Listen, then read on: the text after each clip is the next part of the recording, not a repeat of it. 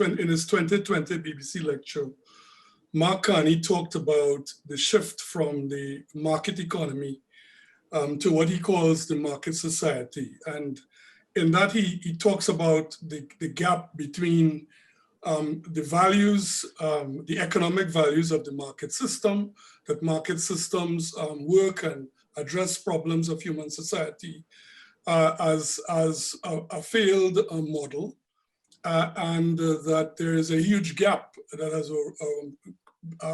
come up for quite some time between that kind of approach and the values and needs of modern societies today. I think if there ever was any doubt about it, the pandemic that we are all still in has demonstrated the impact of the so-called fat tail events on economies and government fiscal circumstances. This is leading to, in some cases, in the UK, we are here today in a great debate about the fact of the ascendancy of dominance by governments and regulation and the temptation to continue intervening in society. All of which I think have to do with the fact that the pandemic has demonstrated all of the fault lines between, I would say, the old economy and the new emerging values-based economy of today's world. And this is not going to stop, because if you look at the interventions of the state, because of the economic fallout, fiscal stimulus and regulatory programs are pushing investment in the direction of renewables, charge point, fleet renewals, the hydrogen and the green economy, and building technologies in a way that they have not been focused on before. And you can see that in most major governments across the world, as they start to try and shock start their economies, they are making the policy shifts as well in an effort to stimulate and reduce the inequalities that have arisen. Climate change also is in the news. It affects every individual. All of us have had a storm or an event which has demonstrated to us as individuals that climate change is real. And it's not just in the purview of scientists around the world. Greenhouse gas emissions and the impact on mobility and the mobility sector are raising their heads. And big corporations the world over, I've lived to see my old company, BP, trying to be reborn as a new energy company, literally walking away from the oil and gas return, or at least trying to do so. And then, of course, the pandemic itself has demonstrated to us that production systems, supplies chains and subcontractors are very disrupted when they exist as they have been cast in the new economic order. And therefore, there is a massive and rapid move by corporations everywhere to reshore their production lines, to look at the diversification of their subcontractors, and to spread the risk of supplies through multiple suppliers and intermediaries. And then decentralized working. I hear a lot of people say, well, as soon as the pandemic's over, we'll go back. But that's not what I'm seeing. Most of the corporations that I work with or know about are already moving to 3 days a week in the office. A lot of them here in London, in the city, have given up workspace. And there is a strong sentiment from employees that their work-life balance and their needs are being met by the absence of the need to travel, to and from work, by working, and the balance of being at home. And also You are seeing the impact. I mean, today in the United Kingdom, for example, the governments are beginning to buy back into the railways and attempt to resuscitate them because there's just no travel on the trains. There's a marked shift. And then I think there is no transaction that is buying something or selling something related to a company that's not doing or tracing that company in terms of its environmental stance, its social stance, and its governance. The point being that if we ever doubted it, ESG is with us and is with us to stay. And it is not something that we can apply only on the side. In boardrooms today, I believe the old notion that we are there to serve the shareholder and shareholder values is clearly debunked. That if you're doing that alone today, you're not doing enough, and you're not probably going to survive the next round of capital requirements. So, the question is then, how do you find and deal with this? How do you modernize your boards? How do you add to your governance processes and add to your models and thinking? And therefore, to me, there are two important mindset shifts that have to occur. One is the shift to not just technical knowledge or financial knowledge or even governance knowledge, but I think to critical thinking, because we will all have to find ways to balance and continually rebalance economic interests, social interests, environmental issues, and find a way to balance them in a way that produces the outcomes that corporations expect. It's very interesting to me. Sometimes I'm confounded by today's generation, because sometimes I feel like I'm getting quite quickly old, that it's true, we do want it all. As a shareholder today, and Exxon just experienced that recently, they want the return on the income, but they also want the environment, and they also want the social issues addressed. And you have to be impeccably clean at it. And that is not easy to do. Many of us grew up in the environment where we were taught that it was shareholder value that we were after. Many debates on other issues were pushed to the side. In fact, the old notion of CSR, which turned out to be more in the nature of a communication strategy and benevolent giving, good intention giving as CSR has proven itself to be completely flawed. We've never been able to find metrics, nor in times of pressure have we been able to sustain those commitments. I had a boss who once referred to my efforts at CSR in Trinidad as love money, and that when we needed to cut, we had to cut the love money. I think in today's world, just that statement would probably lose you a significant of money on your value. But I think it speaks to why I think nobody trusts anything that's marked CSR and the reports that have been written in the past. It's very interesting. Bob Garrett's attempt to put a model together to say that the role of the board now and its governance is really to balance and rebalance the environmental issues, the social issues, and the economic issues to produce outcomes that are satisfactory to all of the stakeholders of the entity. And that you cannot pay attention just to it's not a single dimension model. And it needs to be brought together by, by governance factors. So mindset for me is around purpose. it's something that I've long believed, and it's become even more important. Sustainability comes from clarity of purpose, because human endeavor is always driven by purposes and meaning larger than the individuals or the collection of individuals.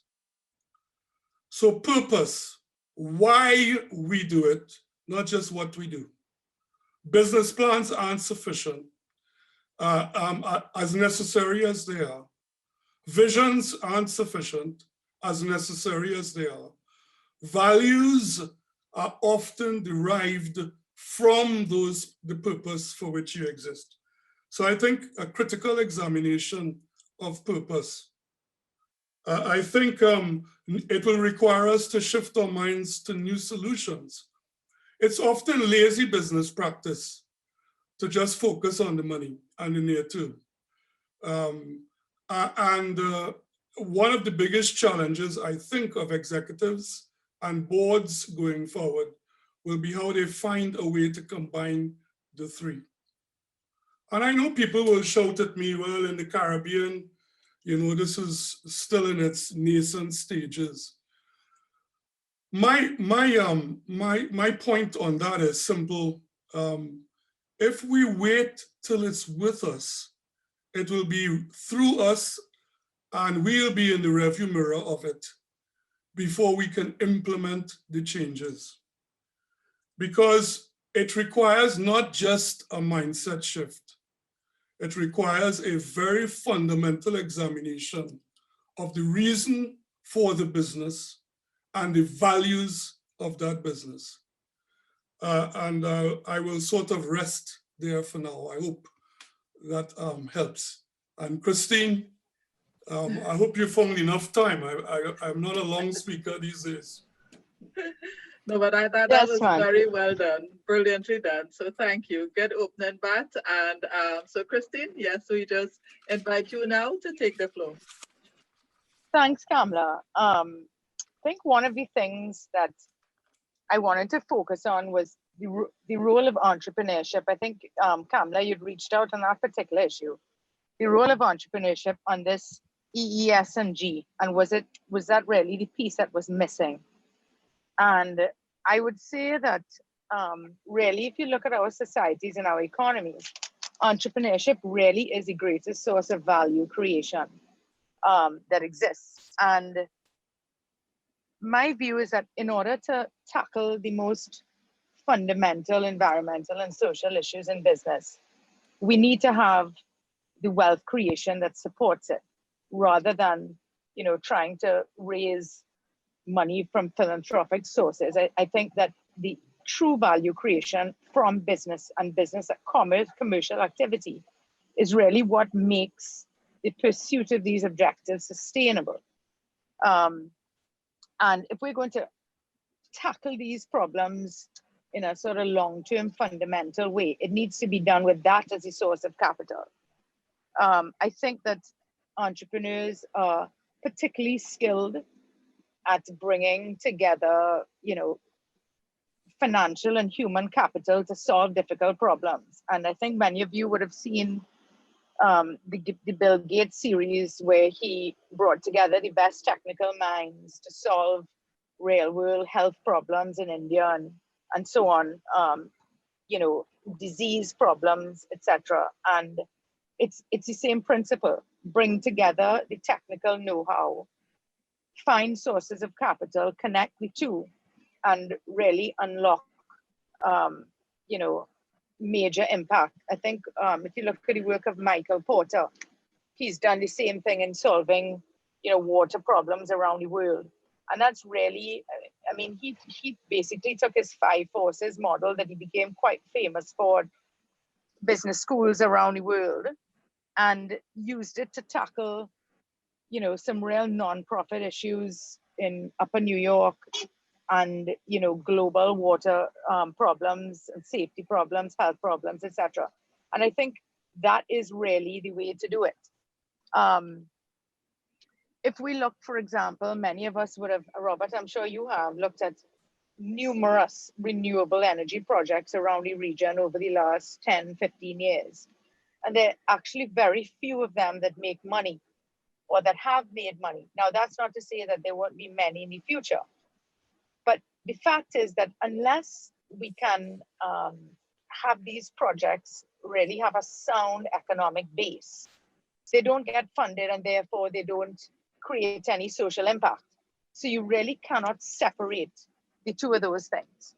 I would also say that from a business point of view, you know, any of us who have teenagers understand that for the millennials, for Gen Z consumers, these issues are of immense importance, and they actually are driving many of purchasing pattern decision making. And so, you know, when I was running Sunshine, you know, my 16-year-old asked me one day if, you know, the snacks were made of palm oil, were fried in palm oil. And I said, yes, well, most snacks are. And she said, well, you know that palm oil is killing orangutans around the world. And therefore I will not buy snacks that are fried in palm oil. And I didn't actually know that at the time, but it sort of created an awareness of issues that may not in, you know, of our generation have really entered our mind that are fundamentally important to the next generation of consumer. Think of how many of these young people are purchasing from retailers, from suppliers because of their purpose, for what they stand for, of what they contribute to, etc. And so if we do not really become socially and environmentally responsible in our business practices, we may actually not have a business at the end of the day, because once we're not able to, you know, capture the target, the market share of that sort of younger segment, then our business is not sustainable over generations. So I think that that is, you know, whether you agree with this or not, it's actually quite fundamental to the basic premise of making a profit, right? The other thing I will say is that in my own experience, I don't see successful entrepreneurship being at odds with these values. In fact, at Cabot and St. Lucia, one of the things we're doing is we've made a decision to support the success of women and girls in what we consider quite a sort of, you know, a group that has been somewhat disadvantaged historically in the region.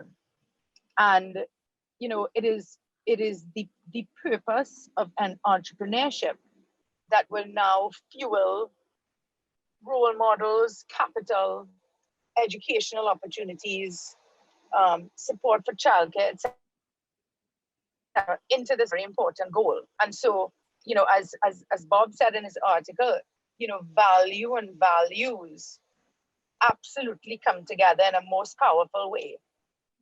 And so, you know, it becomes, as you say, Robert, less about love money, and more about, you know, something very fundamental to the core of what you represent as an organization.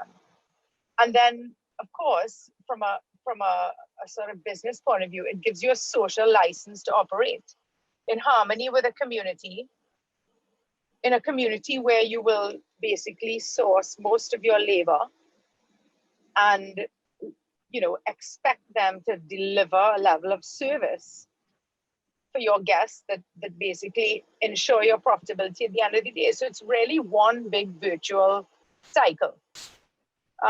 So I agree that, you know, sort of good old entrepreneurship and capitalism is really at the core of sustainably pursuing, you know, EES&G, as we say.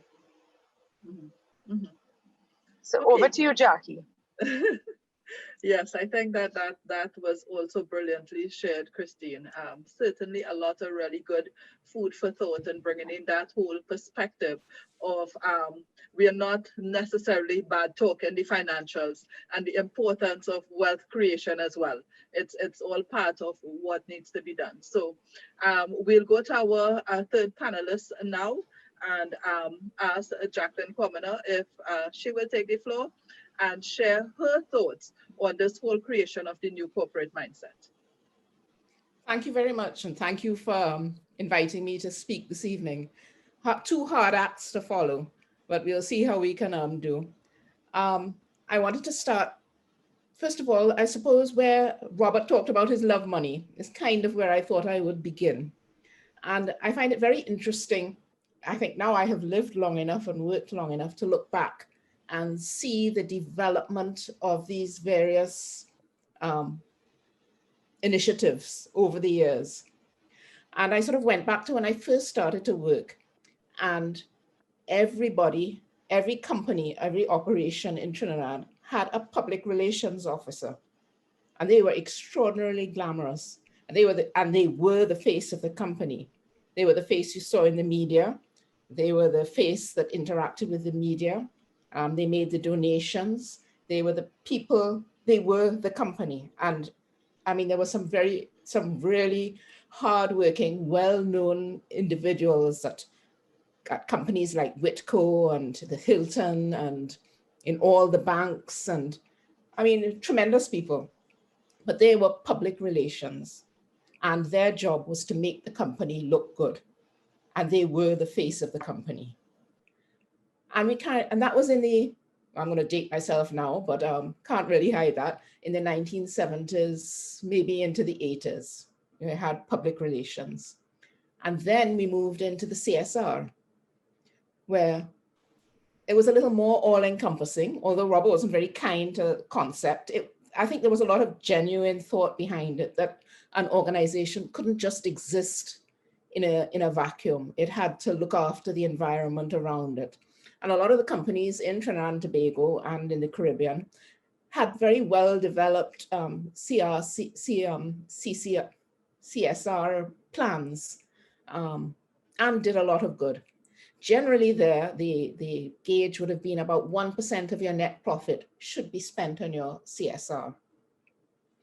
And I do think some good was done there. But now we've seen this merge, this develop further now, and it's developed into ESG, which is a CSR blown up and expanded to include the environmental issues, where we look at the things like the carbon emissions, global warming, and the social includes, you must look at your employees and issues such as diversity.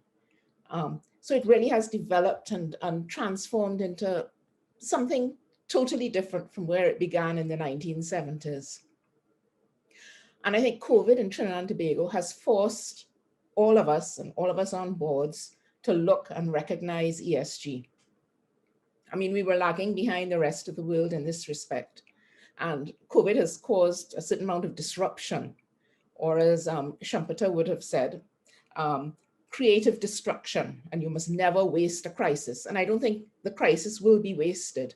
A lot of change has occurred and is happening more quickly than it would have done without COVID.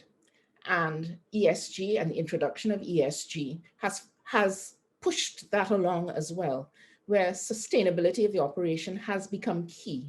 The bottom line is important and will always be important, but now I think the health and welfare of your employees and your customer has taken priority. It is the sustainability of the operation. You have to look at your long-term, your longevity, and you can't just look at the immediate profit as being sort of be all and end all. So the boards have had to adopt. And how do the boards adopt?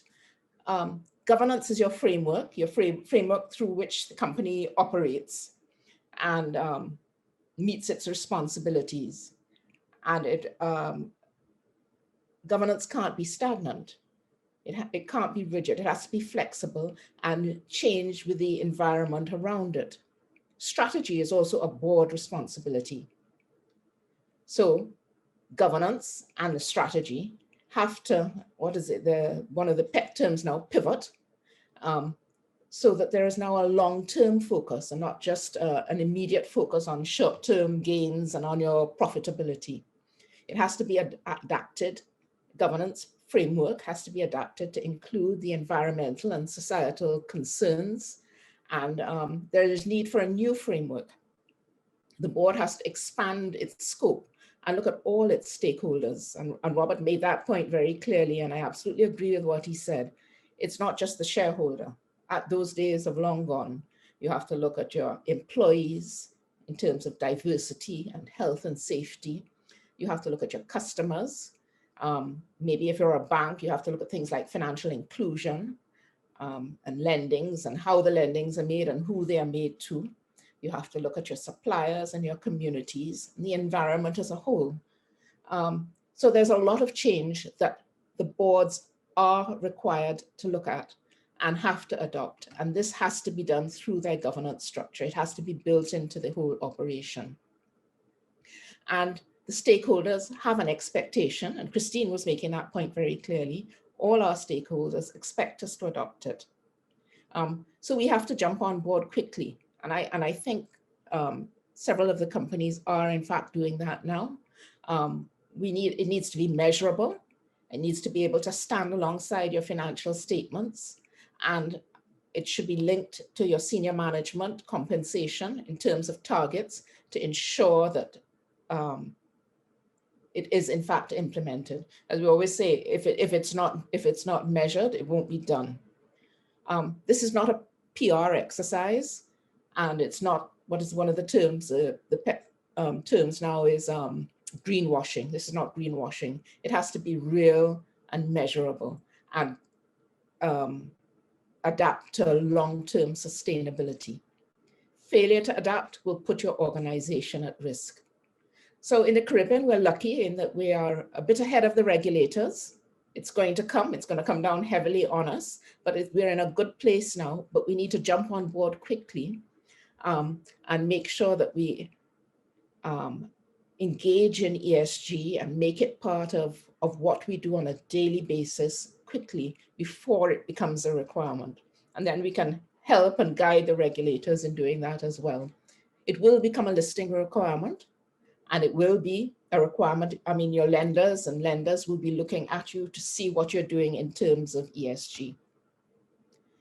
I mean, that's not bad. A lot of organizations have a lot of the key elements of ESG already.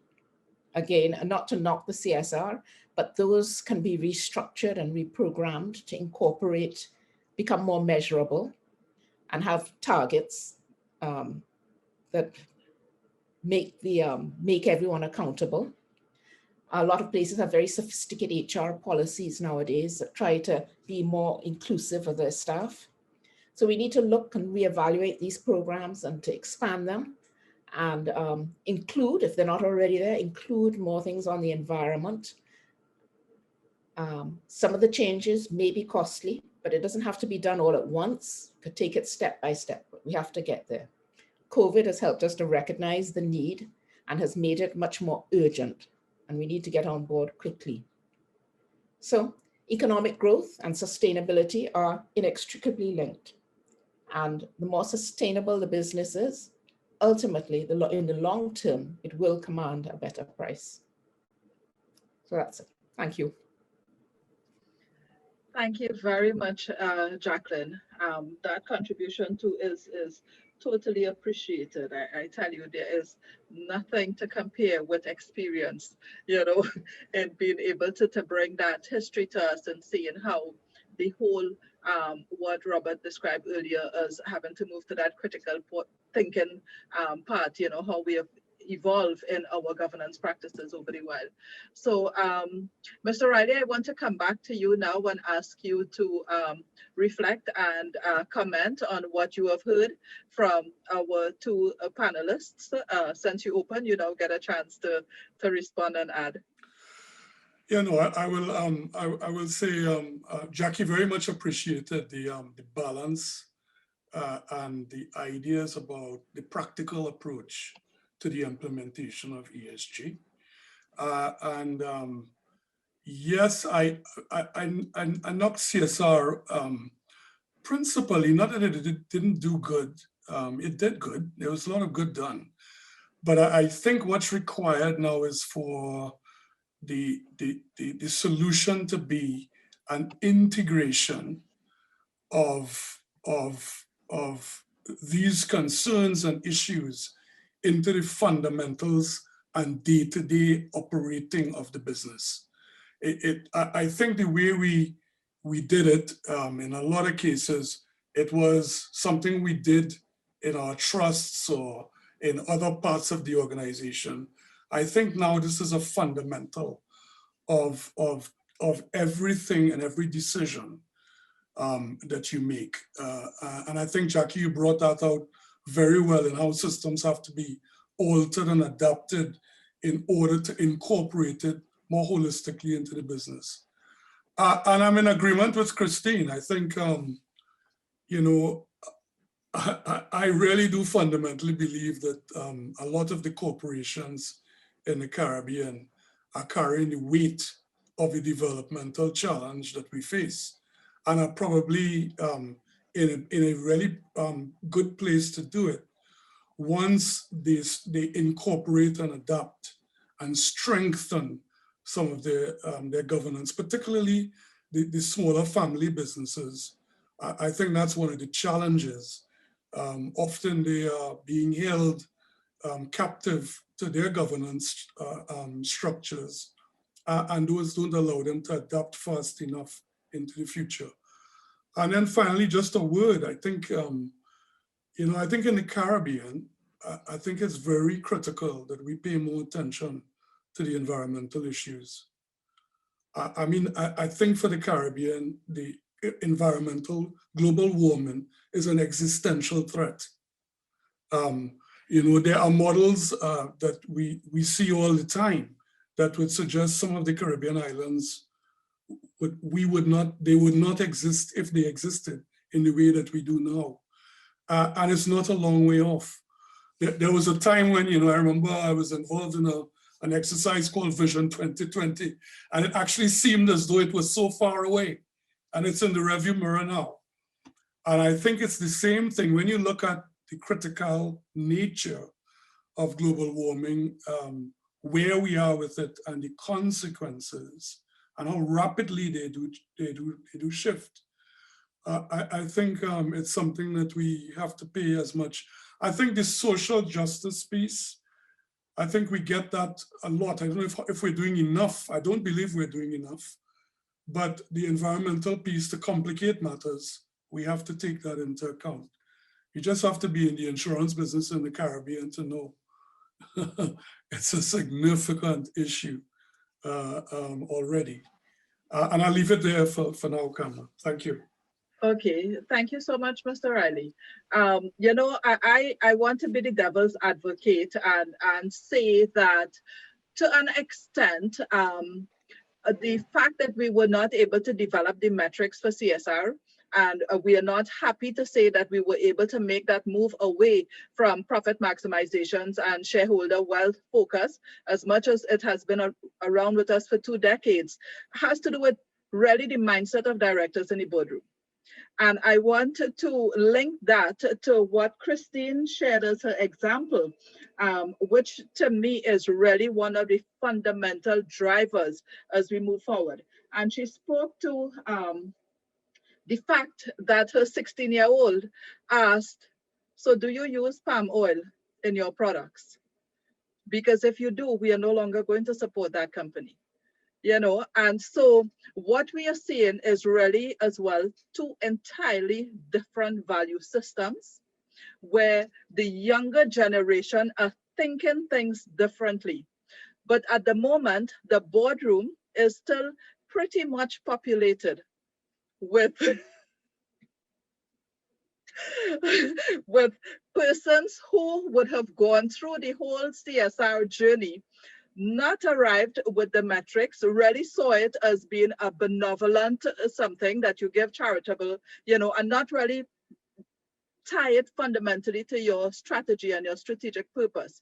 So the corporate mindset that is required today, can we truly develop that in the hearts and minds of our directors so that we could reflect the thinking that is leading to ESG today? which is really what that Gen X generation is bringing very much to the forefront.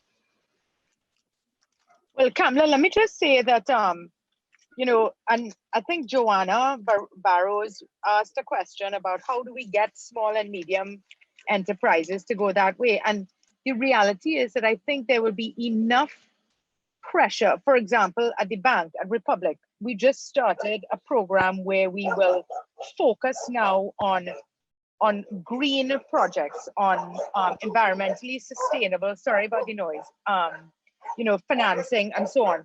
Well, that drives you to get in line, because without that, then perhaps it'd be far more difficult to raise financing. And then once you start seeing your market share drop off, that will drive you. So it becomes, yes, we hope for a value shift and all of that, but it becomes really sort of business driven as well. And I think that is what is going to motivate people to get in line. Mhm. To be quite honest, it still is, to my mind, a little bit of a bad judgment on us, because we would be looking to create value still, but we are being guided now by the value system of that generation, which is impacting that wealth creation. So it would be quite interesting for us to see how the millennials and the Gen Z generation, who are the ones that will now take over in terms of the creativity and innovation in business, and how that now influences thinking in the boardroom. Because as we are in the Zoom room at the moment, so Zoom was created by a very young man, way before there was thought of a pandemic. And we're appreciative of that, because it meant it was here and available for us to allow us to connect and move very quickly. So we are recognizing what some of the challenges are in terms of the different models that we have tried, because the information was there for us. We had Carol way back in 1989 talking about the 5 levels of corporate social responsibility, and underline the fact that, yes, it is to be, the foundation is profit driven, but then you also have the ethical levels and the legal compliance levels and all of that. So we have been aware.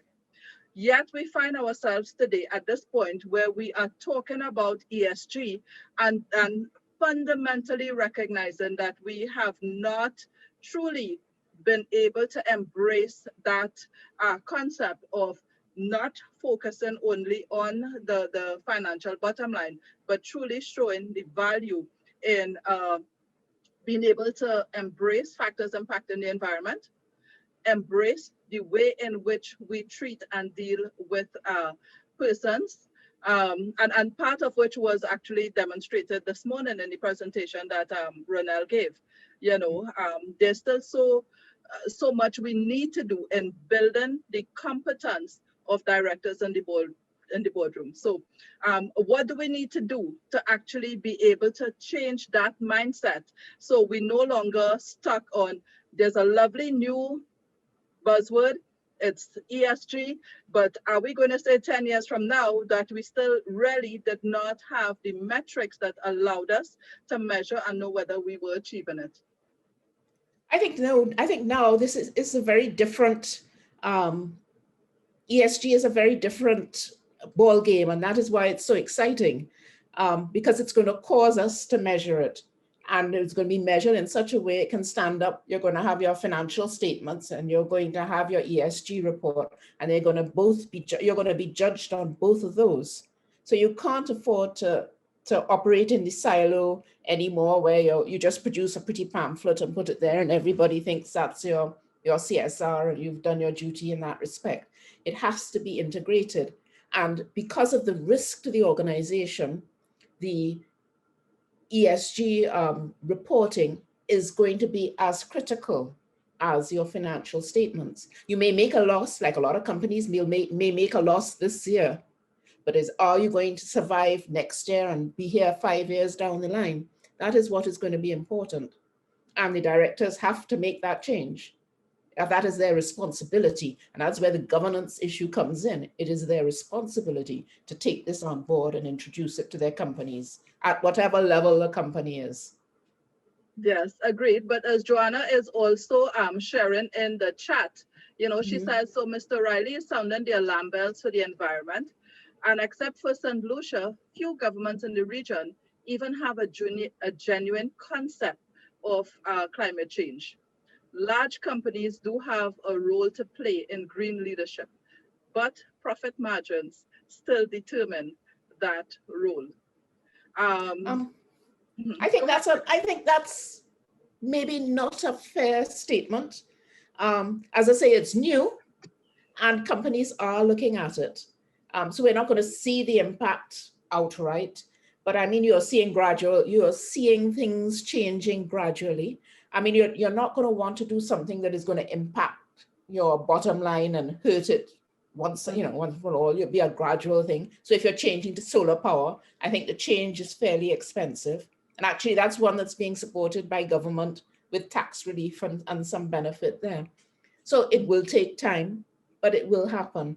And I think a lot of the larger corporates have taken it on board. I mean, the effort to become paperless, the use of IT, we are moving along slowly, but it will happen. It has to. Yes. I think also, honestly, Kamala, I think, society as a whole has to bear some of the responsibility. And it's one of the things that I still do worry a little bit about in the Caribbean, that I think we leave it up to governments and corporations. And we have a sort of paternalistic or maternalistic mentality where someone will take care of us. And I think, where we are in the world, the reality is that the crisis, social injustice, social inequalities, the environmental issues, the need actually to find ways to create and eke out an economic life for the Caribbean are such that every citizen has to get involved. I think then also corporations have to start in their boardrooms reflecting those issues and the people that they bring to the boards, a greater diversity, whether it's in age and skill across the board. We need to find some ways to incorporate and look more like the societies that we are part of. And then I think also, we have to understand that there's a price for these trade-offs. Yeah. The reason that we can use fossil fuels is that, we haven't priced the cost of carbon emissions into them. And in fact, if you take Trinidad, highly subsidized. I mean, we burn it like, we talk about it, but we are one of the biggest emitters of CO2 in the world, whichever way you look at it. So there are some real costs to the trade-off. And then finally, I think we all have to take some greater accountability for educating people. I think people will make the right choices, but sometimes they also need some help to be educated, so that they understand what the trade-offs are and the choices that they're making. Mm-hmm. So if we may go to the other question that's on the chat and tie that into the conversation, we have Susan Morgan asking, we talk about millennials and Gen Zs, but how can we get their opinions in the boardroom now? And a follow-up question she has asked, should we? Robert, I want you to take that because I know that your granddaughter has a tremendous influence on you. Yeah, I think I know that there are boards across the world that are thinking a lot. Some of them are acting on, some of them are having it forced on them.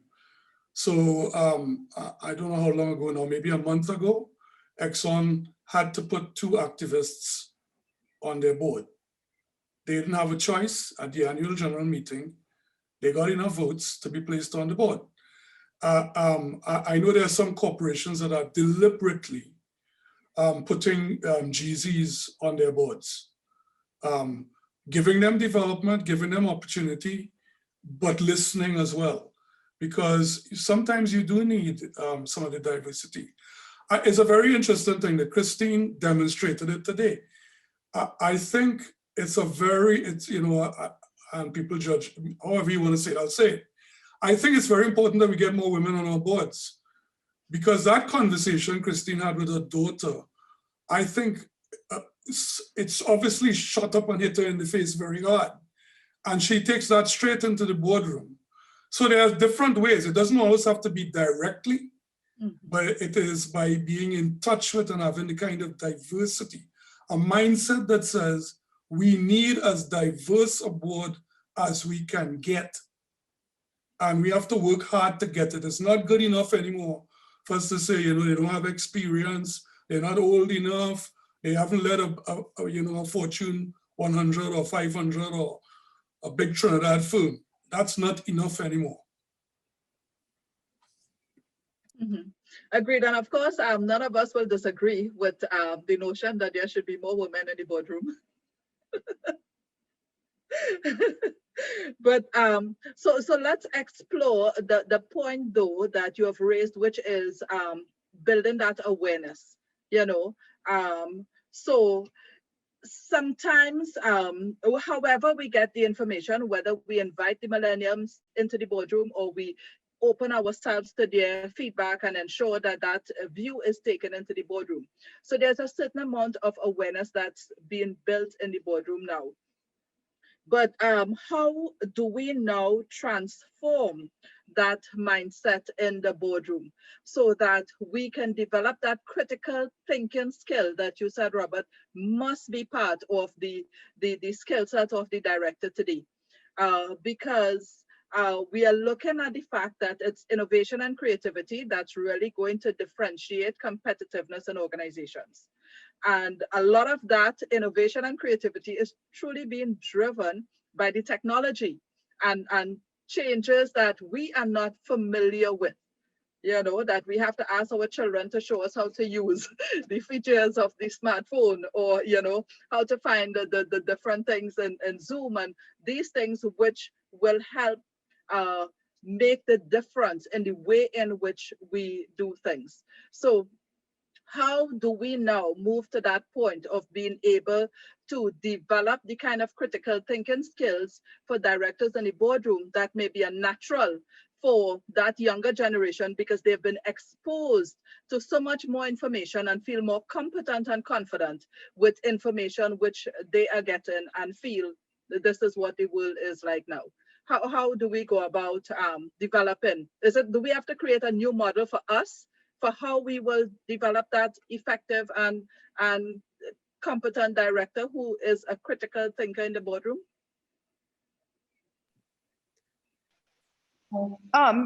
You know, Kamala, let me just say that I don't think necessarily that these people that we need to bring Gen Z into the boardroom as directors. They may not be experienced enough. We spoke about some of those things, but we could have an advisory council, for example, of, you know, the diversity that you wanted represented on your board.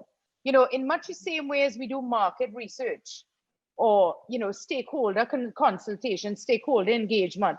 I think it's really, I don't think it has to be a formal sort of boardroom presence. We just need to be aware of the issues and sort of brainstorm how can we access the views that are so relevant to our decision making. Mm-hmm. I'd like to add to that too. I mean, you have your employees, and a lot of your employees are going to be much younger, and they're going to be in touch with what is happening. So you have to be able to, the structure has to be such that you listen to your employees, and that the information they get and the feedback you get isn't stifled somewhere down at the bottom, and it can flow up so that you do hear what is being said and what is recommended. I don't think a lot of board directors aren't sort of siloed and coming off, so they're not going to listen. I think they are capable of the critical thinking, but they do need the free flow of information. You must have the information so that they can access it and use it for the benefit of the company at the end of the day. And I do agree that we do need to have a mindset shift, that these views are relevant and important, because our culture in the Caribbean tends to be quite ageist, I would say, where the oldest, grayest head in the room is the most relevant. And I think we need to, Robert said it best, embrace diversity. And it's young, it's old, it's men, it's women, it's all, all the various forms of diversity that really bring about better decision making. Okay, so I want to I might be putting you on the spot a little bit, so forgive me, but I want to ask you to now draw this correlation and help us to really understand. Yesterday, when Camille Facey did her feature presentation for day one, she showed us a photograph of the board of directors for Enron.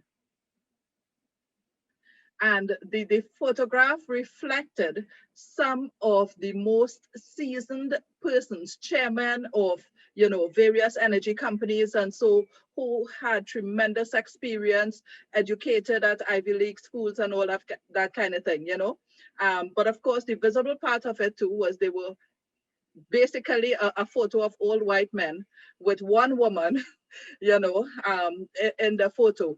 And what we saw, that Enron experience, which really should be an important lesson for everyone, because it moved from being the company that was viewed as the best governed, the golden child of the whole energy sector in the US, to really demonstrating what absolute poor governance is, leading to what was eventually the absolute removal of Arthur Anderson from the face of the earth. So we are talking about a generation of people who were stating that they rule their company with integrity, that they will all, you can have confidence in them and the way they do things. So how do we identify if we have such a boardroom in our midst here in the Caribbean? How do we ensure that we don't experience these kinds of poor decision making? Being a director is by no means it's not a walkover at all.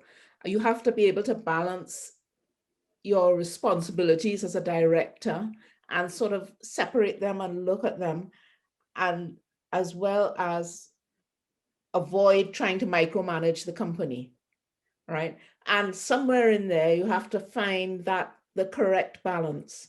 And hopefully, if you put a strong governance framework in place, you will have the necessary information. But it is very, very difficult. And I don't think being a director is something one should take lightly at all, because the responsibility comes with it. And sometimes if the consequences are financial or worse. But I don't know, that's what I can say on that. It's interesting, but it's not to be taken lightly. Yeah, I would add to what Jackie's saying. I think it's important that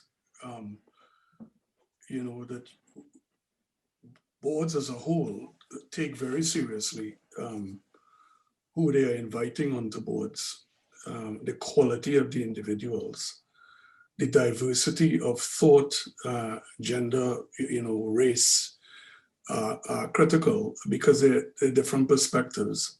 I think the conduct and quality of the meetings, it's one of the things that I tear my hair out all the time about. It's not just the conduct, but also the quality of the papers, the extent and size. I think it's the one area that I think there could be a lot more improvement in. And that is Absolutely. the quality of papers, the length of papers. The language. The language of papers, the insight, not data dumps, but insight. Yeah. Management is supposed to bring you their insights, not every last piece of data they could lay their hands on. And then I think it's the responsibility of each director.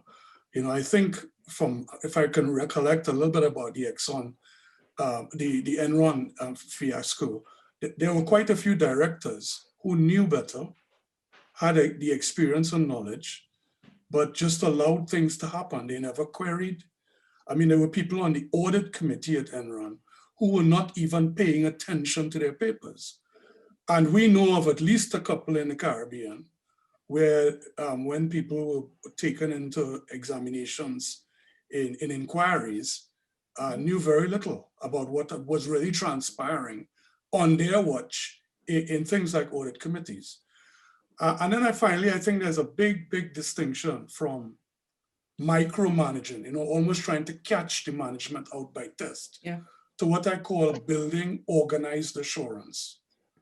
Organized assurance really tests to see if what you think should be happening in the firm is actually happening. And it's not generally best if it's some paper that's brought in and you can show that there's a 50-cent error on a paper. It's really the assurance of the whole process and capability that's important. I lived in a firm where we had a lot of it on paper, but Macondo taught us that a lot of what we had on paper, we didn't actually practice. And that's when we really learned the idea of how do you know that what you think is happening out there is actually happening? And that's not micromanagement. That's not asking the management to do their work. That's really laying down the processes of assurance. Yeah. So and Jackie's right, it's a serious accountability. I mean, I think all of us sit with maybe 2 long board papers at times and we spend days reading them, trying to make sure we understand them so we could challenge. And then you say, well, what did they ask me now? What are they asking me to decide? Yeah. Yes, but then that takes us to a very related issue, and I want to ask your opinion on it. And I think that term is overboarding. This whole concept of how many boards do you serve on? What are your thoughts on that? Because we know, for instance, in Australia, there is a set number of boards that is considered acceptable. I think it's either 3 or 4 that directors should sit on. And from time to time, this is an issue that comes up. But is it something that we should be looking at in the context of the amount of time it takes you if you're going to be effective as a director in a boardroom? Then how many boards should directors, be serving on? I think it's a question, I think for the people who are appointing, say the governance committee, if they're going to appoint a director, to speak to the director and find out what their time constraints are. I mean, in a lot of circumstances, if you're not going to have a board of people over 60, your director is going to be employed too. Does he have the time, or should I say, does she have the time to take the time off from work to attend board meetings? I mean, and that's something you're doing every single day. So it really is, I think, a case-by-case interrogation of the income of the candidate before you make the appointment. I don't think there's a cut and dried rule for it. Yeah, and this may be controversial, but I'll say it. I think in the Caribbean, the truth is we don't have enough of the skill and experience everywhere. And my experience generally is the people who are busiest are actually getting a lot done. I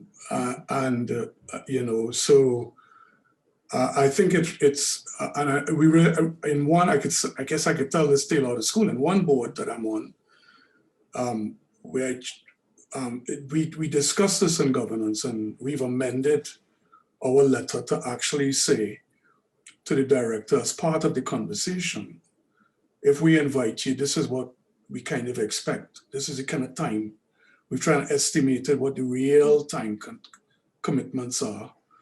And then have a real frank discussion about, do you really believe? So I agree with Jackie.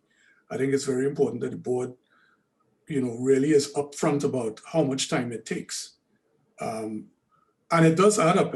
I don't know if you guys have been noticing, but between the sort of training and the various things to sign and double check, the meetings, the side consultations with management, it takes a lot of time. It surprised me. So don't feel that because you were an experienced manager that you could just walk into a board and understand what it takes. And it's a very, very different thing to managing. It's a very different set of skills that you're relying on. Yes. So, and I must read the comment from Ronelle in the chat, which she said, in the region, we still often draw from a narrow pool that lacks diversity. So with diversity on boards will come the widening of the pools from which we draw. We then lessen the risk of onboarding, right? So we're not going to argue with that.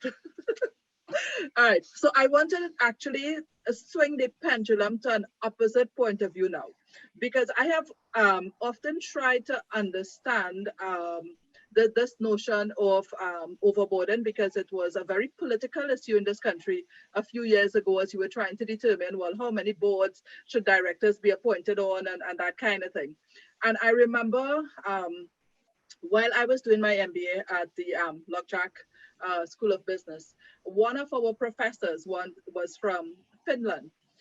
His name was Reijo Luistarinen. I will always remember him. Probably, one of the most impactful lessons I learned was in his program.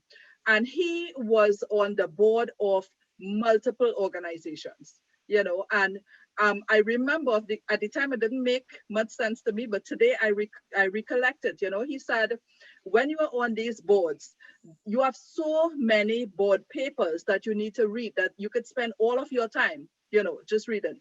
So he had been able to reduce what were the key metrics in a one-page matrix. And because of his skill and experience, he said he just needed that plotted, and he will know the health and quality of what management was doing in the organization. And I remember being very impressed and thinking, well, yes, that experience does make a difference, because you can bring your own understanding to being able to look at just a few figures and what's going on. But I think what we have to not miss in an experience like that is the fact that his management team would have understood their roles and what they need to prepare, so that the board can be more assured that the information that is coming to them is, one, useful, two, satisfies. Just as Jacqueline was pointing just now, you read all of this and then you're trying to remember, what was I asked to approve again? So we must have everyone who understand what governance is.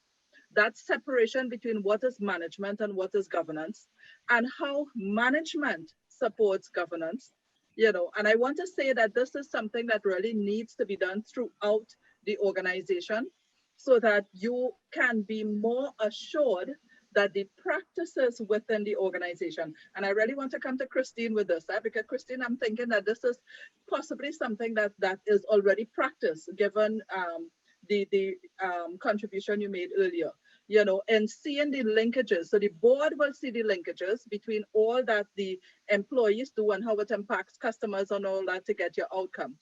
But is there responsibility now for us to do training the other way as well, and ensure that persons within the organizations understand the role and function of the board, understand therefore what their responsibility is in providing the kind of information that reduces information asymmetry, ensures that the board gets exactly the kind of details that allows it to be informed and to make the kinds of strategic decisions that allows us to move forward. That's a huge culture change. Yeah, and to Robert's point, I think that these voluminous board packs actually are detrimental to really the focus on the most important decisions because they just get lost. And in fact, a good analyst doesn't just give you everything. They actually distill it down to what are the most important things. And I know Peter is on a call, but I will say that Peter Gantom, if in my opinion, wrote the best CEO reports that I've ever seen, and that was years ago when I worked with him, which is 3 pages of basically what keeps you up at night.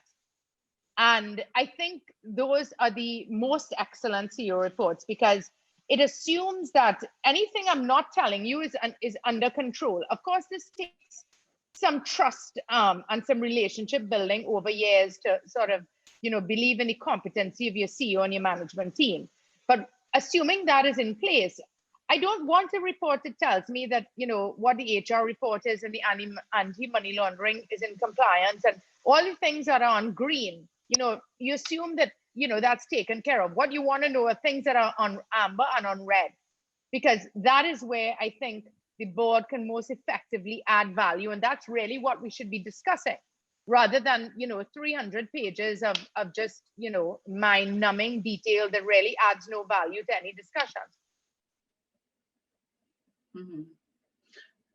I'm actually looking at a question in the chat. I'm hoping that I understood it correctly. It's a question from Nicole Wilshire. And Nicole asks, is the overboarding conversation different in a large group context with multiple subs versus directors sitting on boards of various independent companies? Or should the limits be the same in both scenarios? I think it's the same considerations, unless you're an executive and you're there as part of your job, you're sitting on that board as a subsidiary board or part of the same group. But otherwise, if you're there as an independent director, the considerations have to be the same. Can you manage the responsibilities? Each entity is an individual company and you have your responsibilities to that company. And we have to go to the presentation on Friday evening, the last presentation, where we talk about subsidiary governance. And if I could just add first to the last question, which is, in the corporation I worked in, we had a style manual, and there was an expectation that whether it was the whole strategy of BP worldwide, or it was my little financial investment for $1 billion US, it couldn't be more than 4 pages long. Yeah. And we even had a font size that you could not reduce things below. And what I learned from that was how much it forced you, as we used to say, to reduce something to the irreducible minimum that would actually convey in crystal clarity what it is you wanted or the issue to be solved. And it really is, the shorter you make something, the more thought you have to actually put into it. And that thought then comes out with clarity. That's I really think that's important. And I think there is a process that I think could improve governance doing that. And I agree with Jackie on the time thing. I think, I think it's really a serious accountability. And I think the other improvement in governance that I think we're all going through, and it's not just here in the Caribbean, but here in the UK, I see it as well, that is board member performance. I think we are at the stage where we are doing some assessments, 360s, but the actual feedback, and then if you're not performing, the actual hatchet, I think that's still to be developed. That piece of it is still. And I think you would not have overboarding or people not being able to do their job if their board performance was more seriously at L2 as well. I think there's still a development. And it's not only here. If you talk to Bob Garrett, he'll tell you it's a UK problem as well. People do all this stuff, but when you have to sit and tell a director you're not delivering, it's still a bit of a challenge. Yeah. Kamla, to go back to the question you had mentioned about board papers and what the management should do. I think when management is preparing a board paper for their board, they have to be aware of what the board has to be focused on. They also have to be aware of the board's liability. Management's responsibility is to protect the board as well. So they have to make sure that they have the relevant information to make their decision. So you don't give me a copy of the Companies Act and say, read that, right? But you could say, well, this section, if the implications of this section, if you don't do that, you're going to go to jail. And that's what I want to know. All right. But you have to protect. That is the purpose of the board paper as well. You have to protect your board of directors and give them the essential information that they need to make their decision. So it's an informed decision. Mm-hmm. Mm-hmm. So I see Mr. Peter Gantholm is in the room with us. So I want to ask him if he is able to unmute and just share with us his thoughts in terms of how can we get management to understand their responsibility in supporting their boards and prepare just that right amount of information that allows everyone to fulfill their duties. Did he? I have unmuted, Cam. I don't know, are you hearing me? Yes, we're hearing you now. Hello, Robert. Hello, Kristine. Hello, Jackie, and participants. I could be facetious and say, but if I knew the answer to that, I'd have far fewer gray hairs than I actually do. But it is, what can I say? In practice, think, and this may be a little bit trite, but I think it is important, the role of the chairman and the capacity of the chairman to manage that interaction between board, particularly the NEDs, obviously the independents, and management, to navigate through all that your panel has just been quite, I think appropriately, in my humble view, identified. I think that really, I mean, this is all I could throw out. Good chairmanship, spending the time, coaching on the one hand, the CEO and his key business unit, or however you structure yourself, his key subsidiary leaders, and also that playback, that constant playback to his board. You have discussions, executive sessions after board meetings. I think that's pretty standard practice now, isn't it? My dear panelists, I'm sure it is. And that will give immediate opportunity for some of the grumpier ones to say, you know, come on, this is just total overload and irrelevance that you're bombarding us with. As Robert said, challenge, produce this by executive summary or bullet point format that gives us the essence of what's to be debated on what a decision is made. Sorry, have I said too much? Spot on, Peter. That's a very interesting perspective about the role of the chairman. And I think you're right. I think the chairman creates a lot of the signals in the meeting and then again outside of the formal meeting. You're very right. It really is. He is the conduit, I think, of that. You're very right. That's a very a good chairman will gauge that chemistry. And it's because he's also mentoring his CEO and bringing him or her forward. So that's my little contribution there, Cam. I hope it's helpful. Thank you. Yes, it was. Thanks, Peter. Very helpful. Yes, because it brings us right back again to the mindset. And the mindset, of course, is influenced by that leadership quality, beginning with the chairman, you know, because it really helps build what is the culture in the boardroom, how much people are willing to share, you know, what level of mentorship is taking place between the boardroom and the management team, so that each is helping the other to fulfill their roles. So we are at 4:21 now, heading down to that time when our panel will come to an end. So I want to ask each of you, I'm seeing a comment from Ronelle in the chat, so I just want to read it very quickly. Ronelle was agreeing with Jacqueline. She said a director of a sub must still remember that his or her responsibility and duties are to the sub. Thus, the same time and intellectual investment needs to be applied. Right, so we are building that awareness of, you know, the new corporate mindset that we want for our directors in the boardroom, and also for our management team and supporting the directors in the boardroom.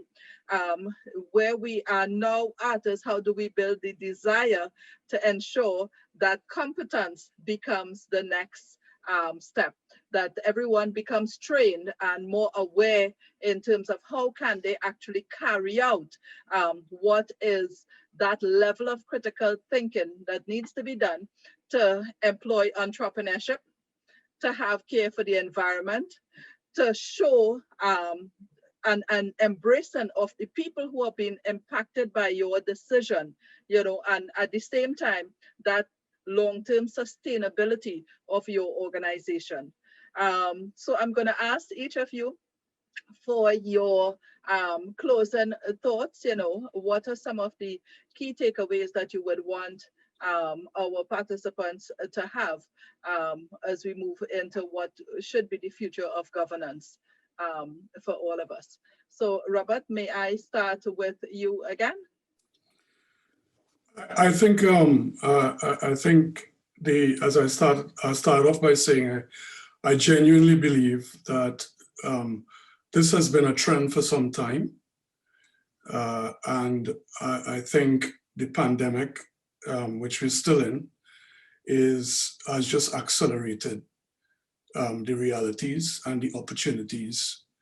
I think the second point is where there is a challenge or a threat, there are also an equal set of opportunities, at least, if we embrace and if we are flexible. I think the big mindset shift is about practice, critically think about these issues. I guess you have to make yourself aware.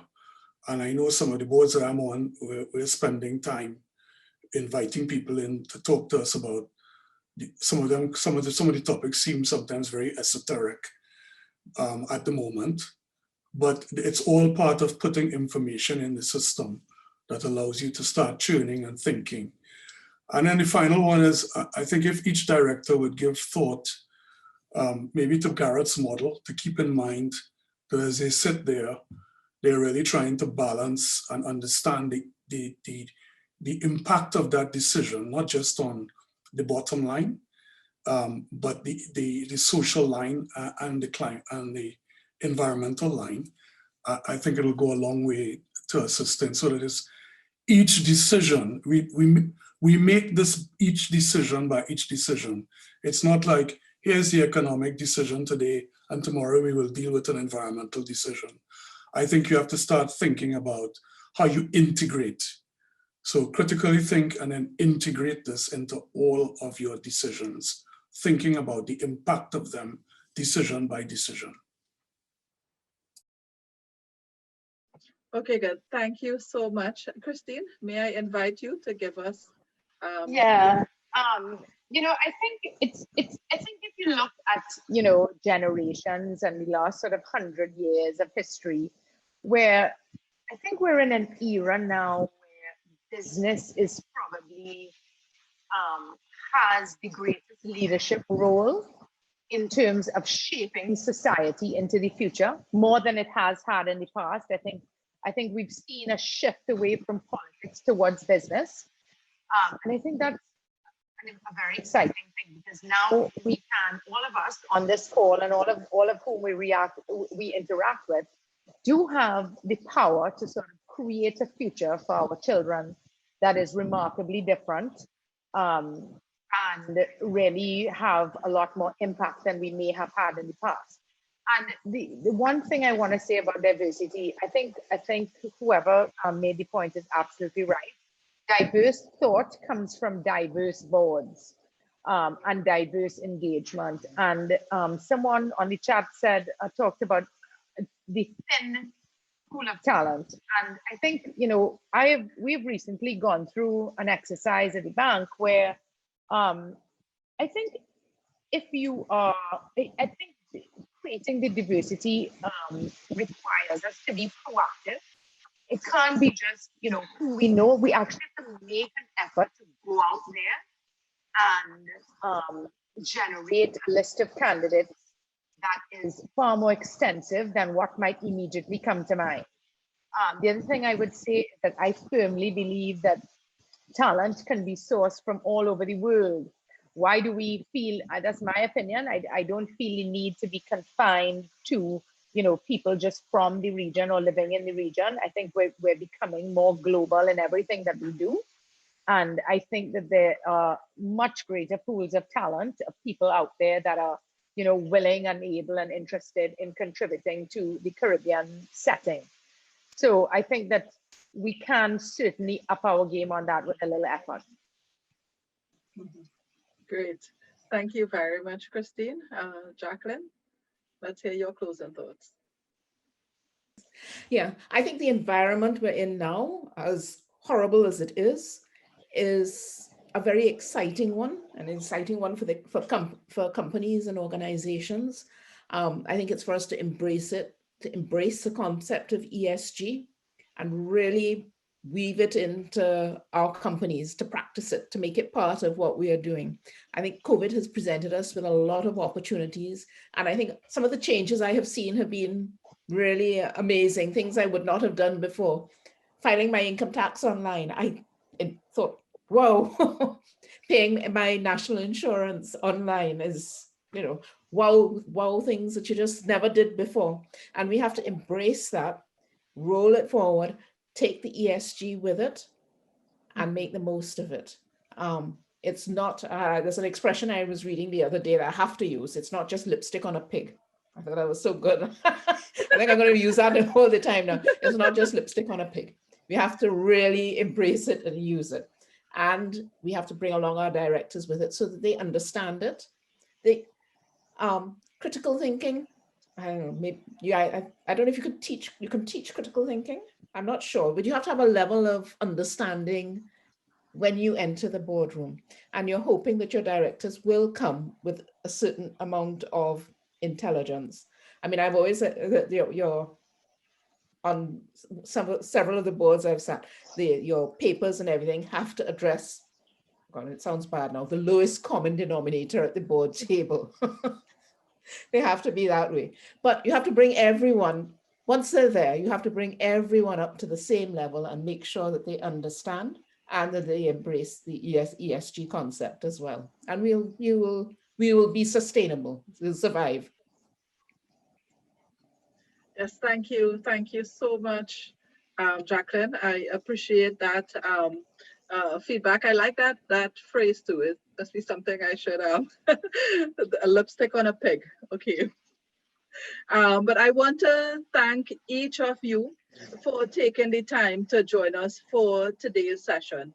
I mean, the fact that we have persons of your caliber who are willing to come and share of your experience with us is what's going to help make this, you know, the brand new future that we want to see with a more diverse, a more including board, but one that has been groomed because we have persons who are willing to mentor and share of their experience. So we're not reinventing the wheel, you know. So Kristine, I have to thank you so sincerely. I mean, for you to be arriving on a flight today, be willing to join us on a call from your phone, you know, and engage in this conversation so wholeheartedly. We really cannot thank you enough for that, you know. No problem. Excuse my condition and my little sound bites in between, but we made it. We made it work. Yes, yes, absolutely. We did. Mr. Riley, I am so happy that I am able to reach out to you sometimes. And Jacqueline too, actually, in moments of distress. Well, my distress was very, very much for just a few hours with Jacqueline this morning, just in the event Kristine would not be able to make it. But I also had to call Mr. Riley just a few days ago to say, you know, this panel needs your input, and he was very willing at a very short notice to say, yes, he's willing to prepare and come and share of his experience. You guys really, truly helped make a difference, and we hope that you will continue to align with us and help us in turn to make a difference in our governance practices. Just before we close, I wanted to share, we have spoken quite a lot on Professor Garrett's article. The truth is, this came from his opening remarks at Governance Week last year. And we do have the video of that opening ceremony on our YouTube channel. So please, if you're interested, go and look at it and, you know, get the take directly from him in terms of the challenges we really have been seeing that has crossed 100 years, and what is the future we are staring at, and therefore what we need to do if we want to turn around that fortune and make it something we would be happy to leave behind as our legacy. So thank you guys so much. Thank you. We have our final panel, which will come this afternoon. And that panel will have Dr. Joanne Spence, Rhonda Best, and Lara Quentrell Thomas, as we are discussing, as you move into a post-COVID environment, what would be some of the concerns we want to look at, especially impact on people. So just join us on the other link as we re-enter into the next virtual room, and we continue with Governance Week 2021.